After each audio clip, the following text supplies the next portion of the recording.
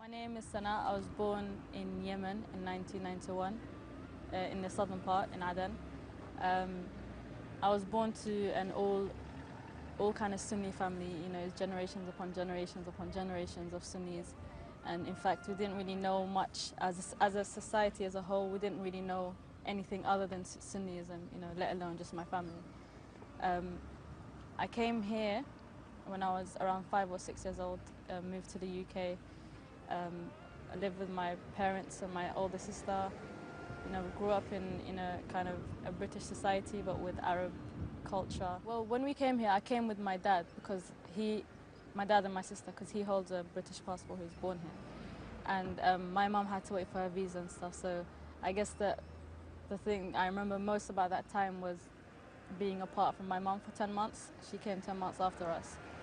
And yeah, so my dad kind of had to juggle work and 2 kids. You know, we were really young at the time, so it was kind of difficult for us as a family. I think this is a good thing. My family aren't really strict in terms of religion or culture or anything, so by giving us that kind of freedom, we came upon Islam kind of at our own will instead of being forced. So I was never enforced to wear the hijab.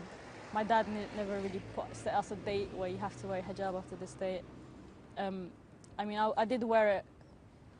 I wore it for a year when I was in year 8 or 9, and then I think I didn't really think about it much, so I took it off a year later. But then I started, you know, kind of being surrounded by more Muslim friends, more hijabi friends, and actually I think my best friend, who's an Iraqi Muslim, had a huge impact in terms of the hijab and stuff. So that kind of came on its own time, and I wasn't pressured by my parents or anything. So I didn't feel any sort of force or anything.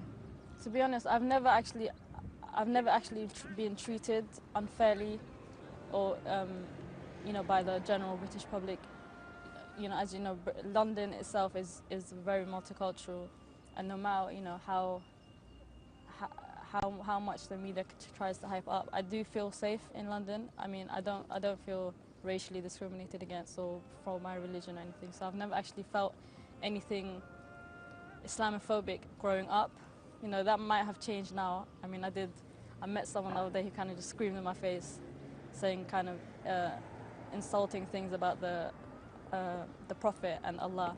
But that was like literally a one-off. Like, I still feel safe in the streets of London and stuff. So to be honest, I think this man was actually, something was wrong with him, because he was walking down the street just screaming, and then he just happened to coincidentally, as he was saying the same thing, come across me and my friend. So yeah, I didn't think anything of it. Like, I didn't really react to it. You can't really say much to someone that's a bit mental. So now I'm kind of a bit more practicing in a sense. So anything I do, anything I say, I understand that by wearing this hijab, I kind of represent the whole of Islam, whether I like it or not. So anything I say, I have to kind of censor. Yeah. On social media, I guess there's a sense of self-censorship, you know, because at the end of the day, I am an Arab, I am a Muslim, and I am a female. So anything I say will represent those 3 categories. So I try as much as I can to keep as kind of Muslim as I can on you know, Twitter or Facebook and stuff, because I know at the end of the day it will come back on to Islam, and that's, in this day and age, this is what has destroyed Islam. It's people's representation of it. So, you know, Muslims are not perfect, but Islam is, and I have to kind of at least try to keep it. We, as, you know, Arab Muslims or Arab Muslim females, we kind of, it's been put on us, this image of us being chained to the kitchen kind of thing. So I guess speaking out as an Arab Muslim female kind of destroys those barriers and those boundaries. So I think it's much more important for a female Muslim to kind of speak out more. What do you speak out against? Like, through my poetry, I guess that's how I do it, you know. But there's other means of standing against it. So, like, my poetry has, alhamdulillah, has been spread quite a bit around the world, and I'm surprised by that as well.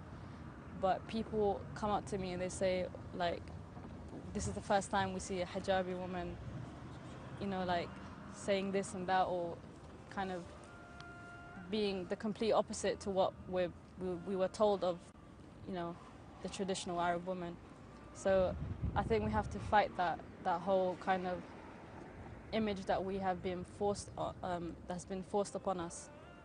I go to Yemen on a yearly basis. Alhamdulillah, I'm blessed with that.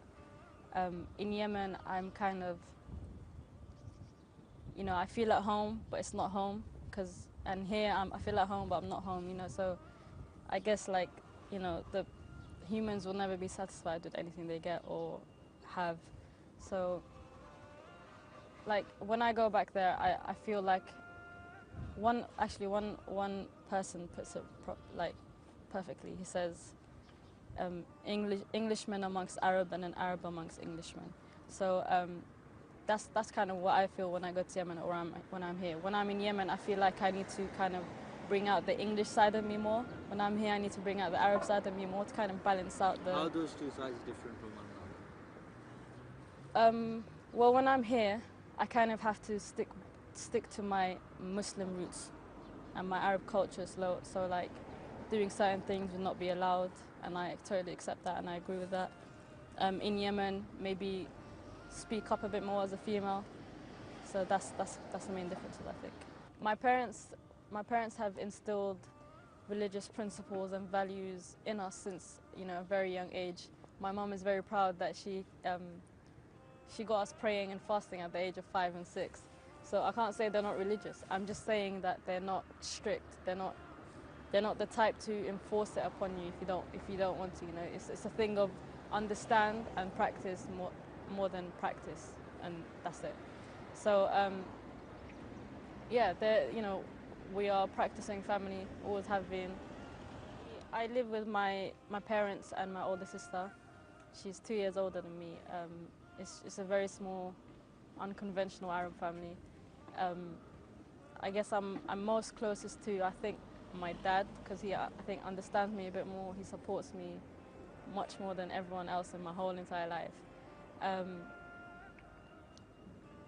The closest, like, family relatives are all in Yemen, unfortunately, but I do have a lot of family here in London on my mum's side, and we do, like, see each other on occasions and stuff, but I just don't feel a strong connection with them as I do with those in Yemen. So my dad and I think we get along really well because we are very similar.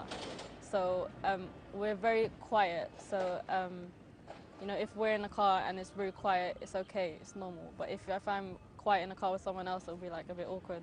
So I think it's our similarities that have brought us together.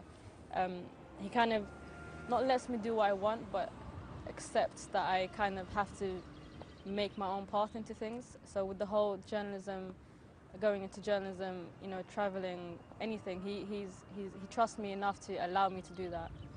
And especially with the poetry as well, you know, most traditional fathers of Arab households aren't really okay with your, you know, daughter getting up on a stage or being on TV or all of those kind of things. But in that aspect of my life, he's been really supportive, and I really, really appreciate that. My dad's daughters are my dad's daughters, and no one has a say in that. So, I mean, my dad is a very lovable character, so no one can really say anything bad about him. So, you know, we didn't turn out bad, so they can't really say anything. They have no proof to say that he's done a bad job. I completely disagree with that. Most of my family and friends actually love my dad the most out of, you know, all the kind of older men in the generation, because he's so lovable and so kind and so generous. So yeah, when I was in high school and college and stuff, I had a really kind of big circle of friends. We all, you know, went out a lot. It was, you know, mixed genders. There was no, like, I mean, of course there were boundaries, but it wasn't a thing of I can't go out because there's a guy there. It really is like normal, completely normal. When I got to college, like second year, I started wearing hijab. I kind of started like hanging out with a bit more girls, Muslim girls and stuff. My best friend Noor, she kind of guided me a lot in that time of my life, and I actually think it's all down to her, the fact that I'm here today. I just saw another part of this kind of life, You know, I was very out there and open and stuff. But then I saw like a bit more conserved kind of community, and I liked that. It attracted me towards it. And I just thought like this is, you know, when I compared how these people were with my family in Yemen, I thought this is how I need to be. You know, I can't, just because I live in Britain or London or whatever, I can't be someone I wasn't born to be. I mean, I was definitely in an Arab community, but I don't think it was the right one. You know, there was a lot of things going on that maybe shouldn't have been going on, like within, like, kids, teens, what they do and stuff, get in trouble and running away and all of this kind of stuff. But I wasn't really interested in that kind of atmosphere, and I preferred to be a bit more Muslim.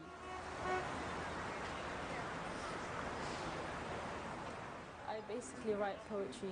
Well, I first started to write poetry because I felt like I needed to address some issues that some people were kind of being blind about or being ignorant to. And my poetry basically focuses on politics more than anything. I started off with politics anyway, and recently, since this whole like not conversion, but let's say correction of belief, I've started kind of writing a bit more religiously. I have some poems which kind of are directed towards Ahlul Bayt, and injustice that happened in Karbala and stuff. And since that happened, I think I kind of I see the link between politics and religion more clearly now than ever. And I can't kind of talk about politics and injustice in this day and age without kind of talking about it in the historical sense. I feel like we should all, whether we are journalists or poets or scientists, whatever you want to do, I think we should all come together and address the issues of historical injustice and today's injustice. Because at the end of the day, if you don't want to do it for yourself, then you do it for your brothers and sisters. If you don't want to do it for that, then you do it for the awaited Imam, who will at some point return, and he will need people of all sectors of society, of all levels of society, to kind of back him and his army and stuff. So that's basically what pushes me and motivates me now to write poetry.